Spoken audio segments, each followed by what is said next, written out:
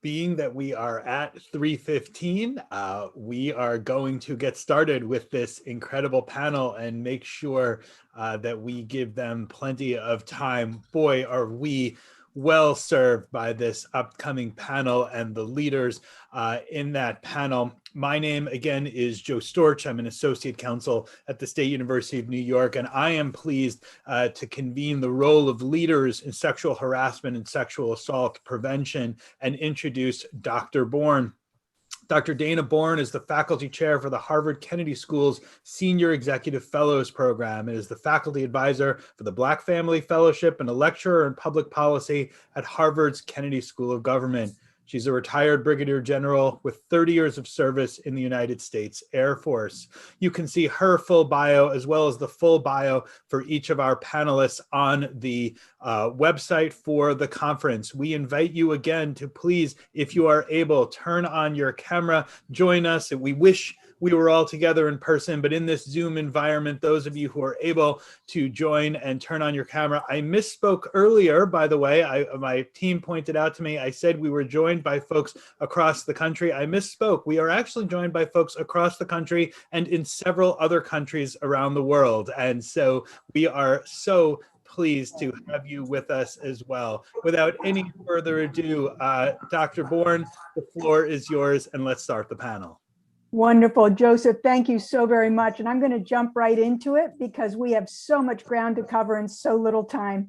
But we have a very distinguished panel with us today. Let me briefly introduce them, and then I'll share a little bit of the session goals and what we hope to accomplish in an engaged way, including our voices from around the globe. First, I'd like to introduce someone of many titles: Dean, Doctor, and retired Rear Admiral Peg Klein, someone who I consider to be just a role model and a respected friend and colleague. She's currently the Dean of Leadership and Ethics at the U.S. Naval War College and is also charged with supporting the Navy's leadership and leader development strategy. She's completed a 35-year Navy career and retired in 2017, although I think, like me, she's failed retirement and continues to serve like many of us. She brings a wealth of expertise, experience on leadership, and also on ethical issues, and those things that affect both civilian and military leaders in the Navy and DoD and beyond. Over the course of her career, she has served in so many different assignments and posts, but I'll highlight a couple. One is that she was the 82nd Commandant of Midshipmen at the Naval Academy. I mentioned earlier, we have a daughter who's a rising in second class there. So I really respect that duty and the challenges therein. She's also responsible for education and training in that role. For 4,400 Navy and Marine Corps officer candidates. Now she's taken that to the senior level of people in their senior development education. Her last assignment, I know her from this, was when she was working for the Secretary of Defense in charge of advising on military professionalism. Welcome, Admiral Dr. Dean Klein. We also have two incredible senior enlisted leaders here. Senior enlisted military leaders, as we all know, connect so many hundreds of thousands of sailors and Marines who are serving today. They know how to get to the ground truth of what's going on in our forces, the challenges, the wins, and what's impacting our ability to make progress on very tough issues. So today we are honored to have Sergeant Major of the Marine Corps, Troy Black, who's currently the senior enlisted leader for the United States Marine Corps, serving as the 19th Sergeant Major of the Marine Corps since 2019. We also have with us Master Chief Wes Koschaffer. He is currently serving as the Fleet Master Chief for Manpower, Personnel, Training, and Education, and he served in a number of leadership positions, including the Command Master Chief at Naval Submarine School and the College of Leadership and Ethics at the Navy War College. So let me just quickly state what our focus is, because this is a unique session focused on helping us all translate the research that we just focused on in the prior session to tangible actions that we can take to prevent negative behaviors and to build healthy climates and cultures and positive behaviors. We've got a unique opportunity to leverage their expertise, experience, and failures and also successes of people who have educated and trained and developed service members and students as part of their roles and responsibilities in their careers and continuing today.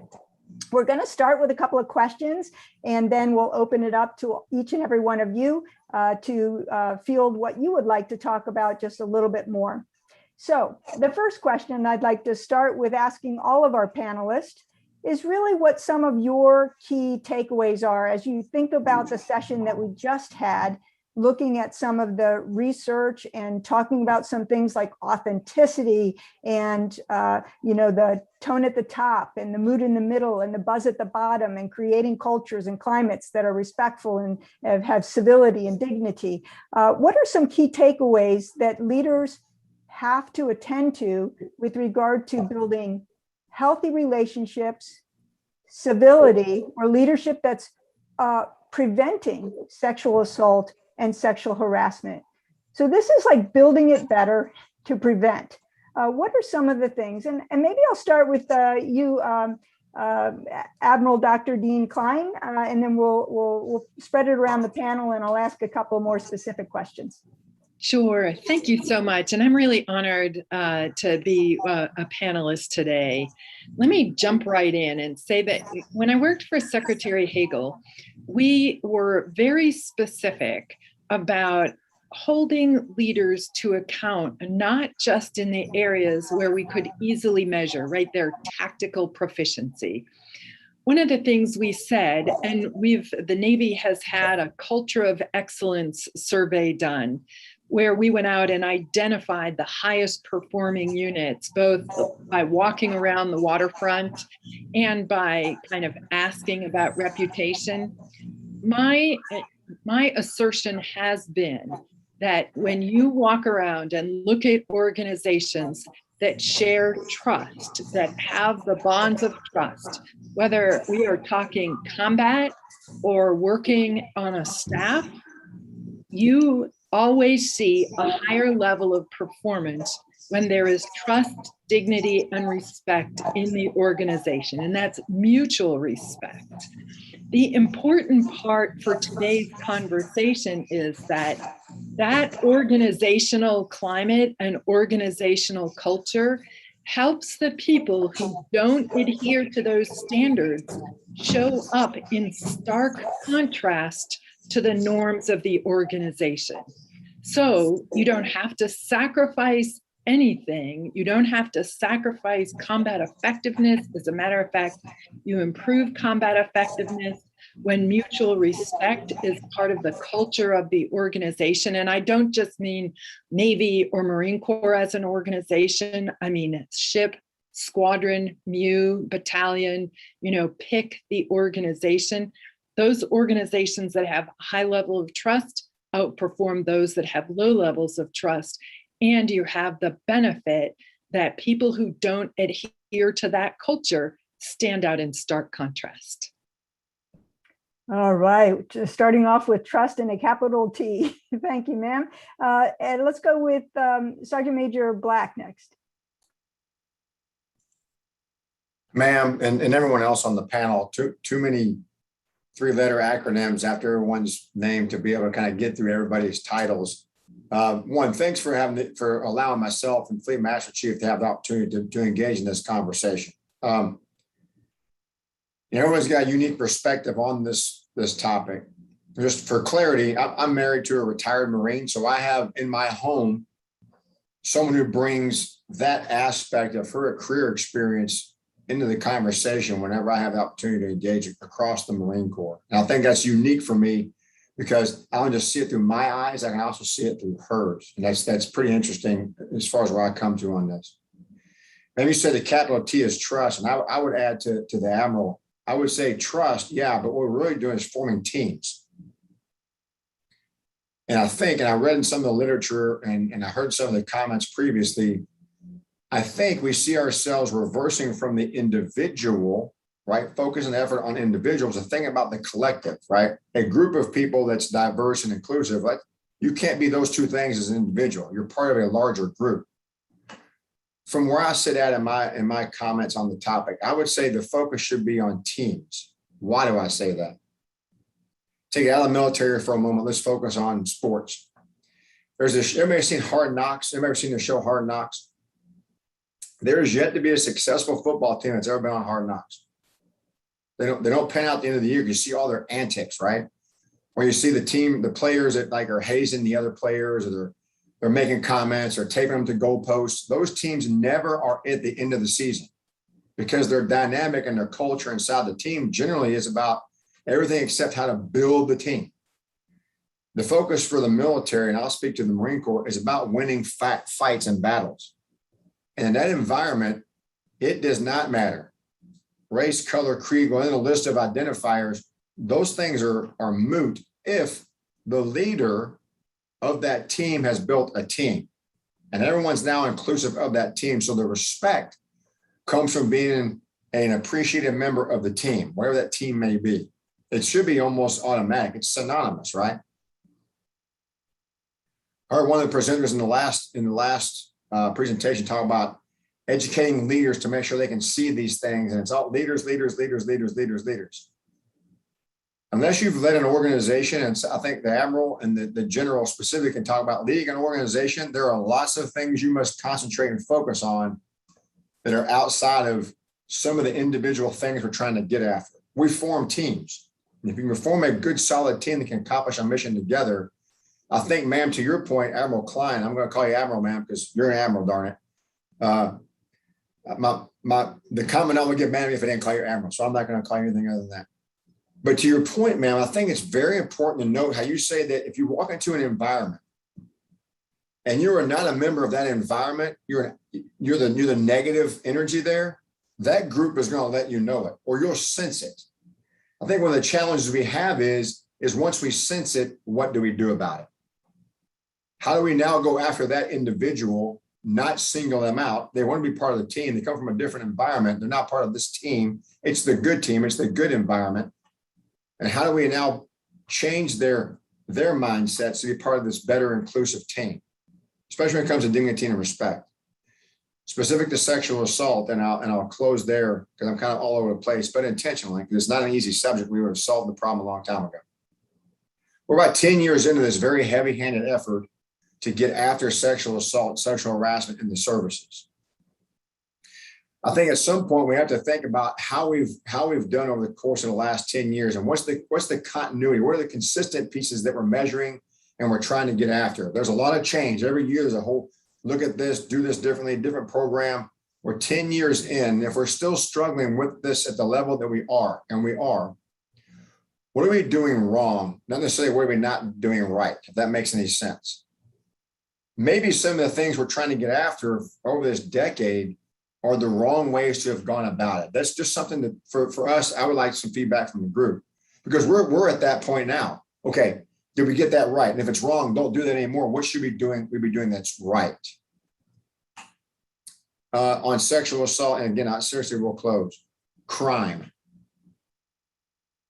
Simply put, anything less than that discussion that we talk about here, or how we view that across the services, sexual assault is a crime. I think, however, when we talk about sexual harassment, we have to talk about it differently, because generally speaking, that's a behavior, not yet a crime. How do we get after that precursor to an assault that's in a crime is a space I'm really trying to delve into right now, about how do I get past the casual harassment that turns into something greater that ends up being a crime. I want to prevent the crime by getting after the symptoms. I'm really focused on sexual harassment right now. And I'll close my comments there. Thank you for the opportunity. Wonderful. And thank you so much, Sergeant Major. I mean, we went from trust, which can be an individual issue of extending trust and or garnering trust in a collective, to team. Fleet Koschhofer, the pressure's on a little bit to come up with the third T here, but it is a triad that we have on our panel. We look forward to your comments. No pressure on the T, because it is a triad. That could be our third T. Well, thank you, ma'am. And now the pressure is on. So in one of my subroutines running in the back, I'm coming up for I will find the clever T to add to the big T, trust, and to this discussion. But the other big word that we talked about was respect. And I'll talk about that a little bit. I'll just say we're on a similar journey, I think, to everybody in the approaches to combating sexual harassment, sexual assault. We started with a victim focus several years ago. Here's how to prevent this happening to you. Here's how you should behave. We shifted then to an offender focus. Perhaps we can profile and eradicate or find these individuals before they can perpetrate the crime.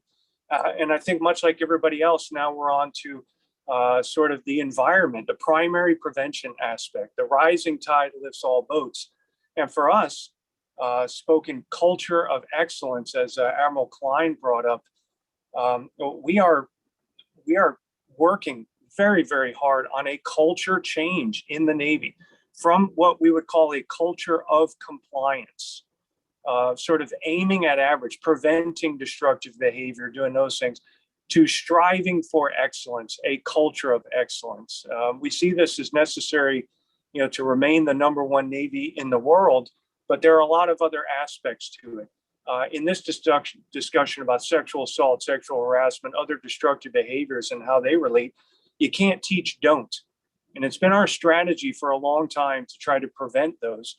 We're now focused on signature behaviors, positive outcomes. How do we reinforce what we want to see and focus on a high standards, not a negative compliance aspect? So no longer good enough to not get a DUI.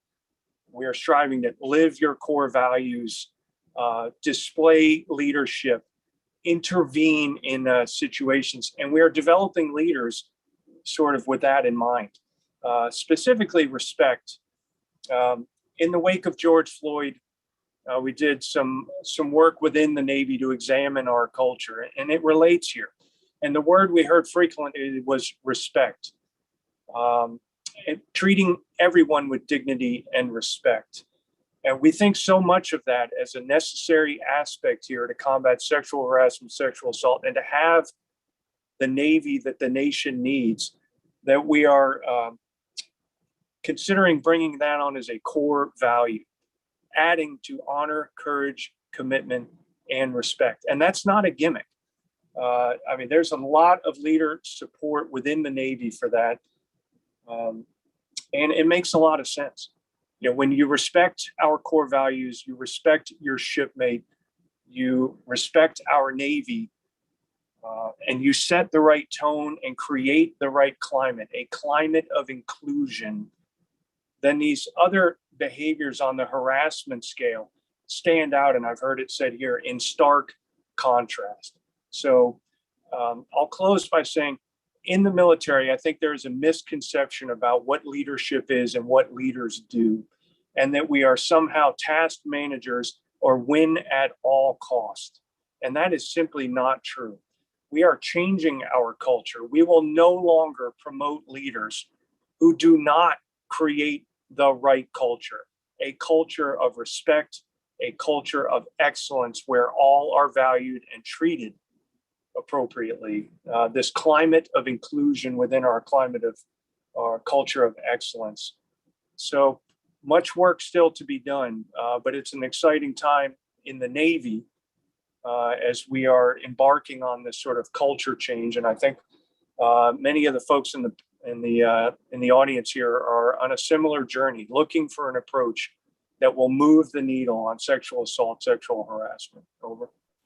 Thank you so much, Fleet. And there are so many comments coming in chat, really encouraging comments to say that you hit a chord with many of your comments. I guess I would add your T, Fleet, sounded to be like the trajectory of where are we going, and thinking about, we learned from the past, but that's not where we want to go. We want to go smartly more into the future.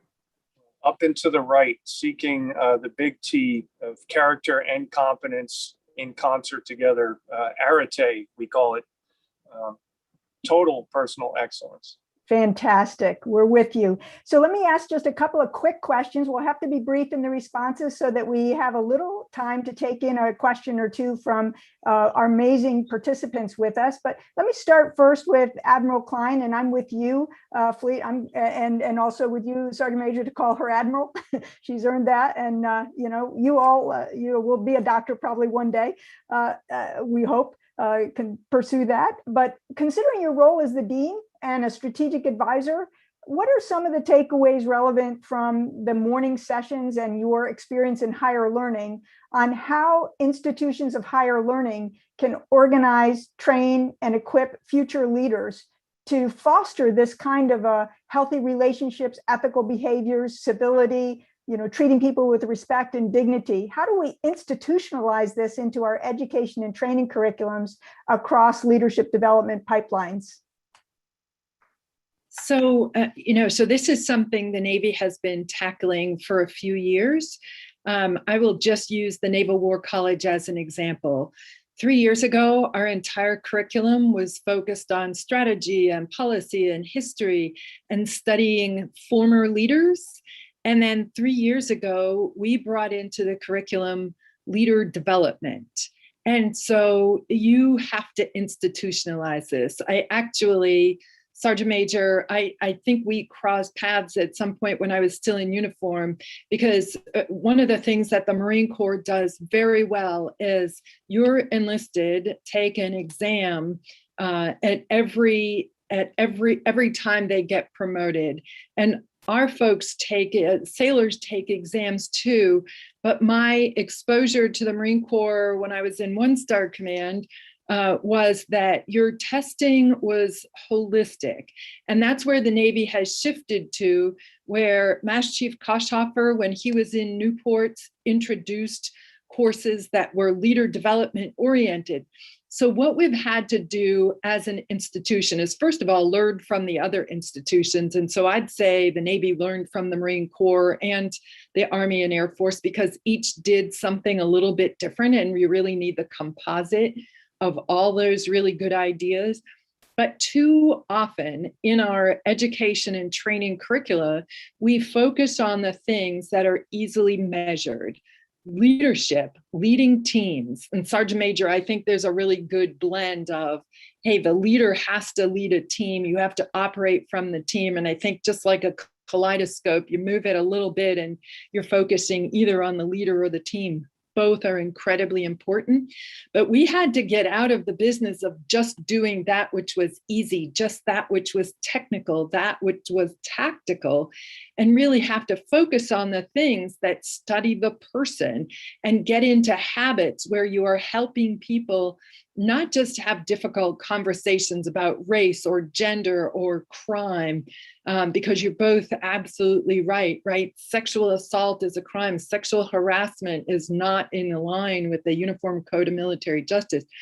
But before those things happen, we have to practice having the difficult conversations that are easy to have when I'm on the flight line and I'm talking about tool control, making sure that I account for every tool in my toolbox. That's an easy conversation. What gets difficult is when we say, and that has to apply to how you treat your colleagues.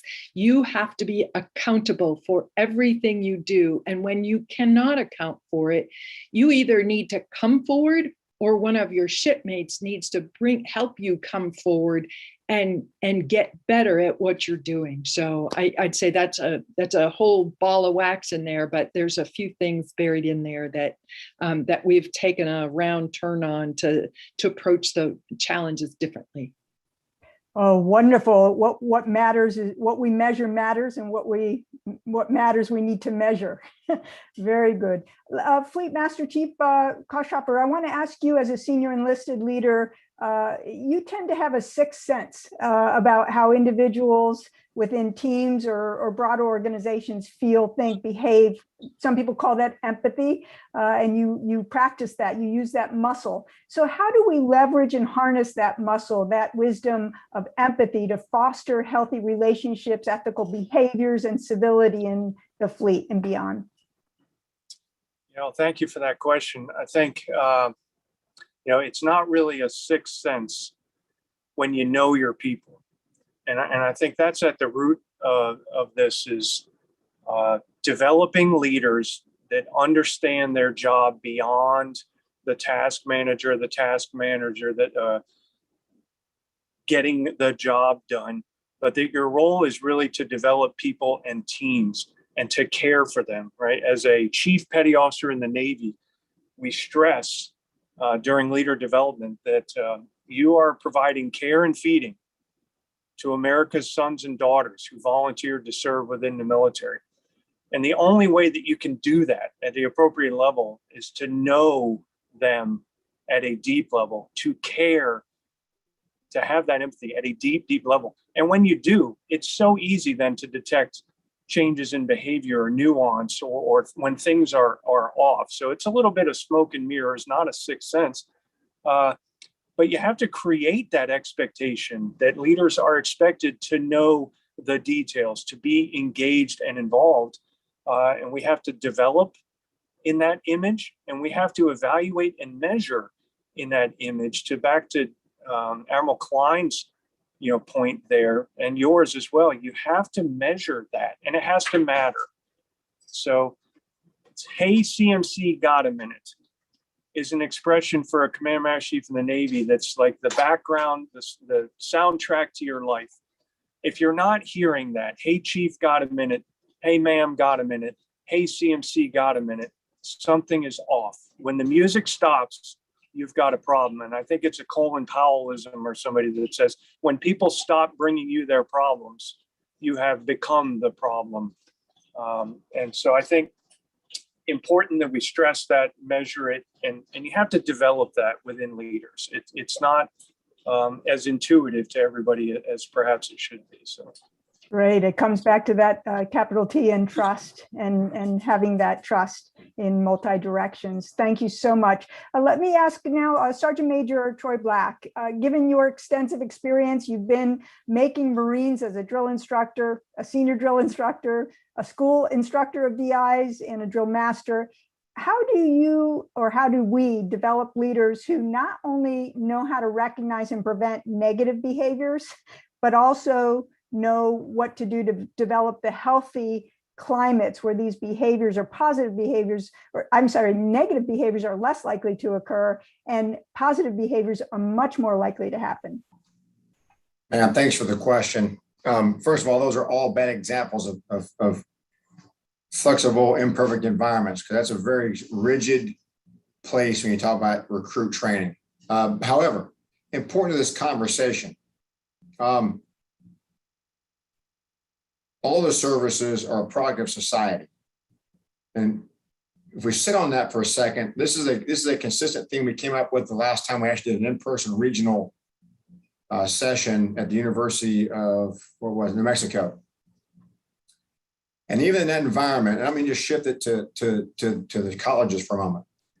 No college invites America's youth into its doors and said, okay, now that you're here, you're going to get sexually assaulted, sexually harassed, mistreated. You're not going to be respected. Your race, ethnicity are going to determine what your grades are. That's not what you do when you sell someone on the importance of a college education. Same thing for the services. The recruit training process is built to change someone from a civilian into a military service member. In this case, a Marine. That transformation, however, doesn't end at recruit training. To your exact point, that transformation, we call it, ends the day you pass from this earth. It's a lifelong process. And I think sometimes we look past dignity and respect as, hey, something you got once you joined and put on the cloth. Actually, there's a whole piece of life that occurred prior to that your service, the discipline, the rules, regulations, the singular focus on a mission are all supposed to come together and bring you part of this team. And some of that stuff you came into the world with is gone because you understand how much of the importance it is for every individual in that team to contribute. What I would offer is lastly, on the point, we have to appreciate how difficult that is sometimes. Let me give you some examples because you brought up recruit training.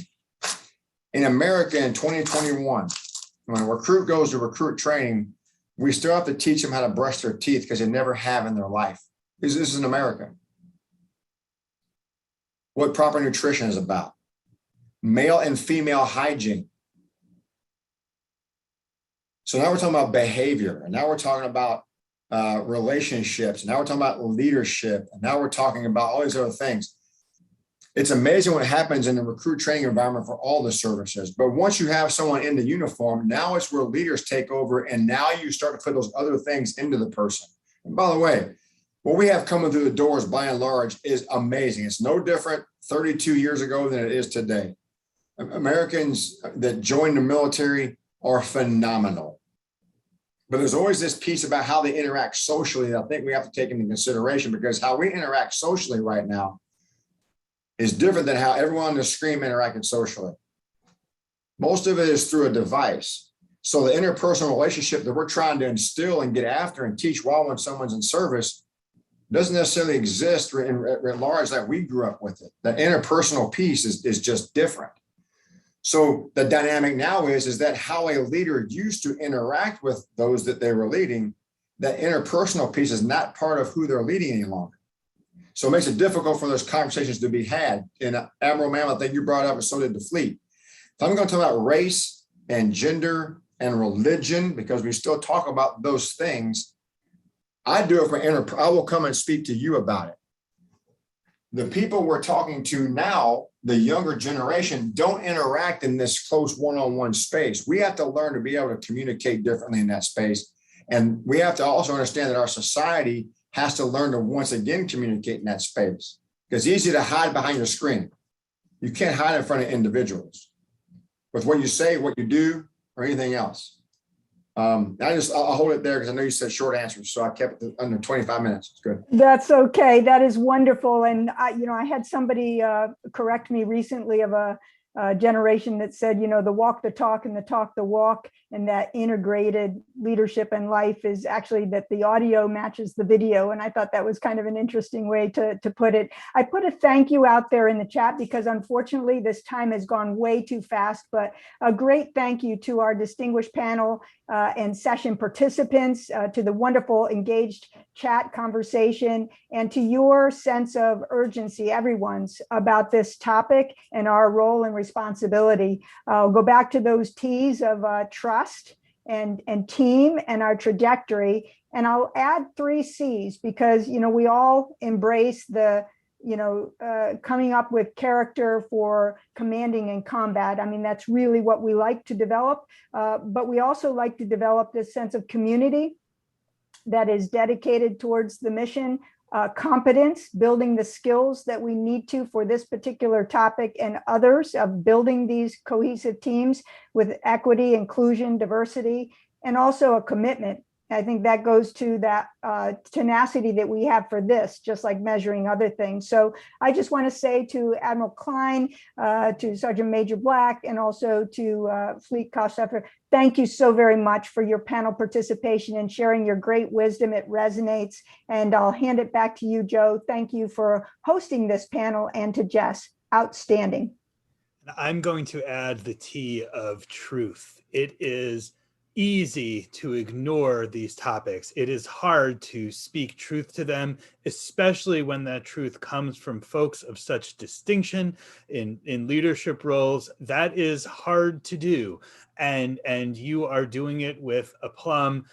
Sergeant Major, Fleet Master, General, Admiral, Dean, Doctor, and beyond. What an incredible panel, and thank you for your continued leadership and your continued engagement with this work and on these issues. It gives me great pleasure at this point to turn things over for some closing remarks to a friend and colleague and someone who we respect deeply here at SUNY for her work and her leadership in this partnership together.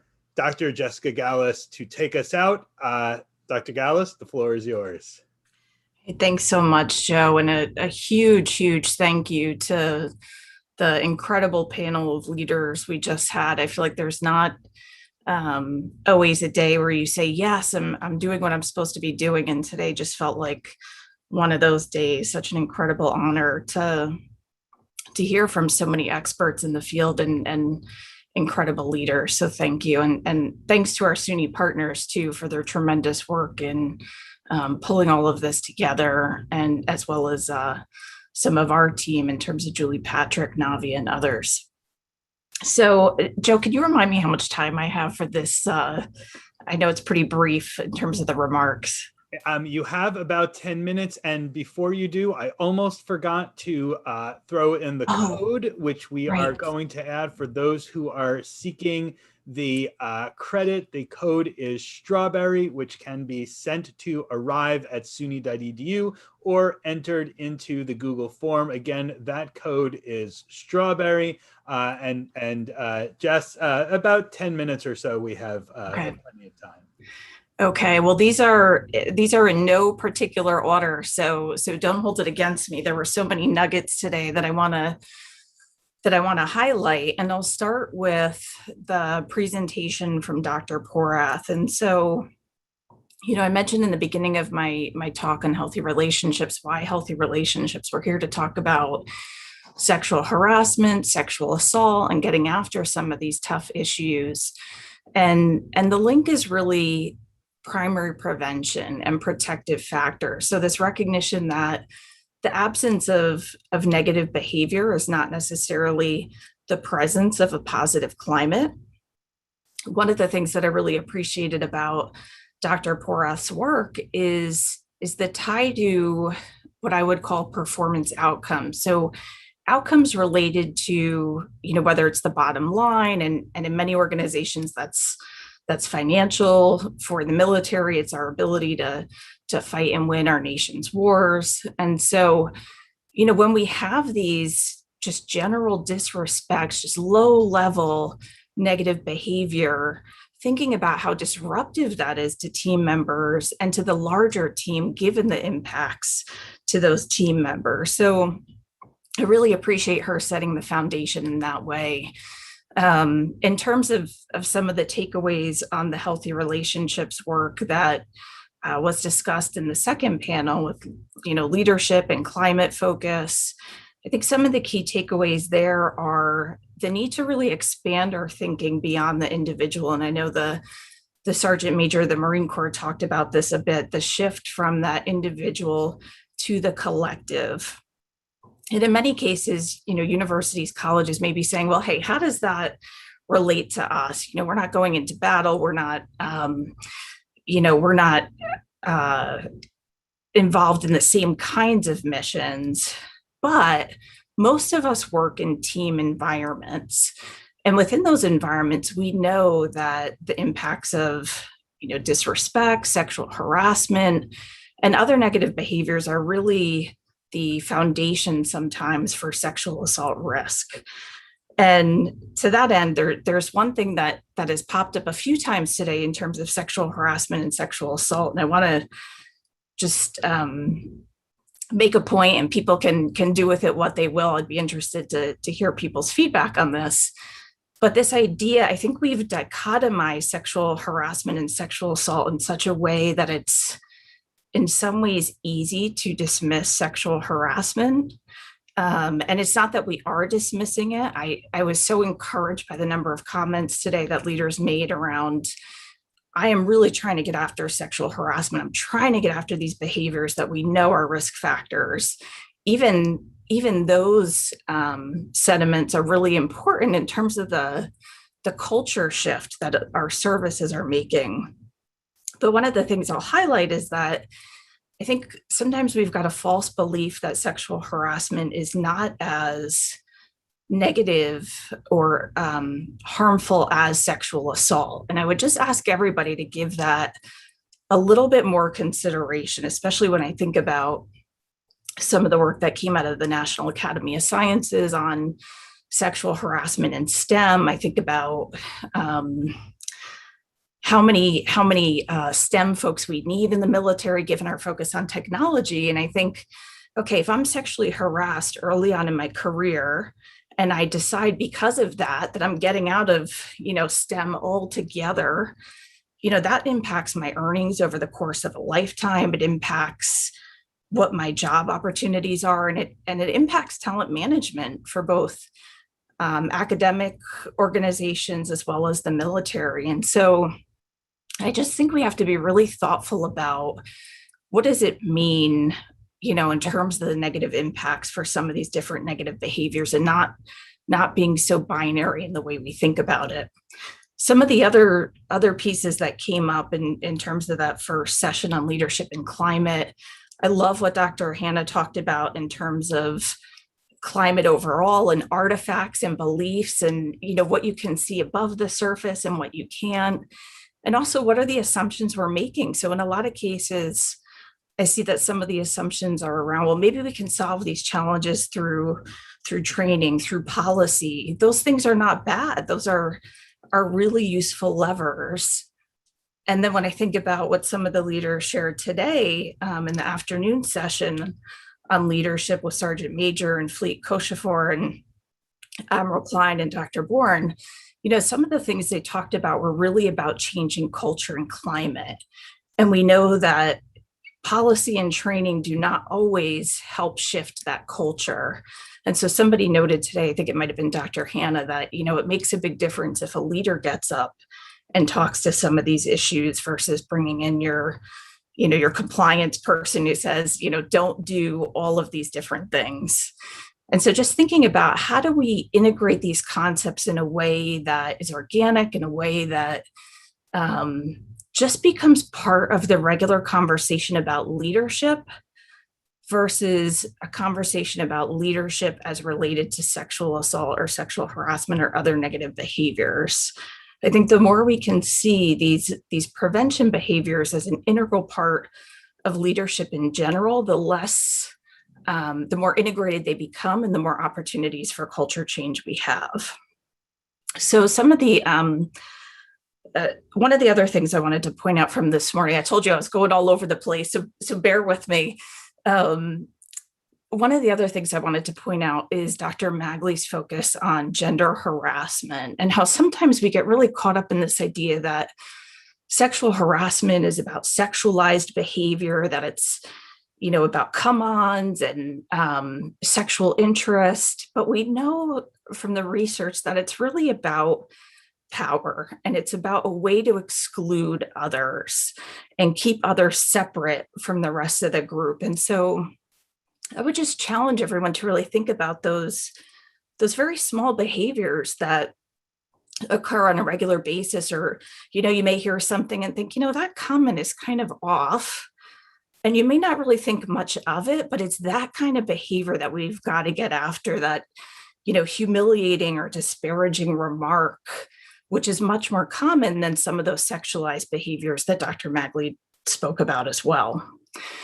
And I think that goes to the point that Admiral Klein made about, one of the things we've got to do is really shift our focus to having some of these difficult conversations early. So we're great at maybe creating technical leaders, both in academia and in the military.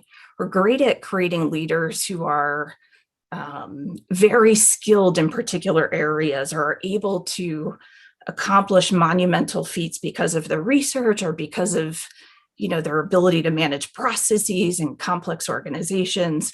But to what extent are we also creating leaders who care, and leaders who are getting to know their folks, are getting to learn their team? So leadership by walking around, we sometimes talk about in the military. A few more points about the afternoon session that I just wanted to highlight. One of the things that Sergeant Major of the Marine Corps brought up that I thought was such a great point is that if you walk into an environment and you're not a member of that environment, you can sense it and others can sense it.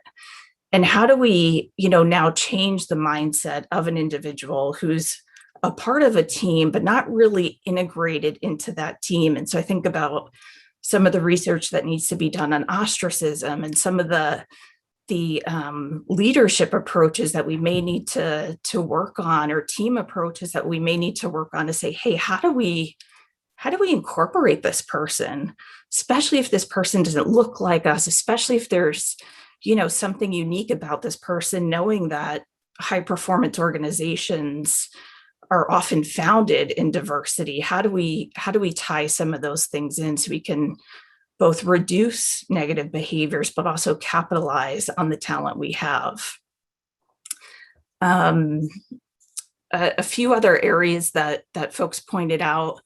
Fleet Koshafor talked about starting with a victim focus, then shifting to an offender focus, and now really thinking about that broader team focus, and this shift away from culture of compliance to how do we create the conditions or set the conditions so that people are able to live by their core values. And we know so often, folks want to do the right thing. It's not that people are malintended or, everyone's a perpetrator. It's that we know people want to do the right thing, but what kinds of skills can we give them to turn their values to action? So this idea that we're not just checking a box when we talk about prevention, but we're really trying to find ways to give people the tools to engage in a meaningful way to get after some of these negative behaviors. And I think that's, partly related to building that trust that's required for effective teams, that's required for really effective organizations. And this idea that I love what Fleet said about it's not a sixth sense when you know your people, and developing leaders really goes beyond getting the job done. So to what extent are we really getting to know our people? To what extent are we able to recognize some of the changes in our folks, and ensure that people are bringing us their problems still, that we've created this psychologically safe space that is founded in community, competence, and commitment, as Dr. Bourne said. So that was a lot of food for thought that I realized I put out there in a very limited amount of time, but I just want to emphasize how appreciative I am of the number of partners we've had on the line today, the number of leaders, especially the Secretary of the Navy, the SUNY Chancellor, and Joe and his team. So thank you so much. Jessica Alice, thank you. And thank you to our speakers and to our attendees. I will again encourage you to think of a friend or colleague who could use this information and encourage them to register. They'll be able to see today's content in the videos we'll send out in the next couple weeks. They'll be able to participate tomorrow. This is going to take time, but it is going to take a commitment across the armed services, across higher education, and we need to engage more, not fewer people. So bring more people in. Doesn't cost us anything to educate more people. It just goes out as an email. So if more people can benefit, share it, and let's get more folks engaged, because it is going to take an army, it's going to take a Department of Defense, it's going to take all of higher education. We will be back tomorrow. Our armed services colleagues are welcome to join us at 1300 Eastern Standard Time. Our higher ed colleagues can follow along at 1 o'clock Eastern Standard Time, for those of you who don't use 24-hour time. And we are so privileged to have you. We will start up again with Melissa Cohen, who leads Don SAPRO, tomorrow at 1 o'clock. Thank you so much for joining us, and we will see you tomorrow.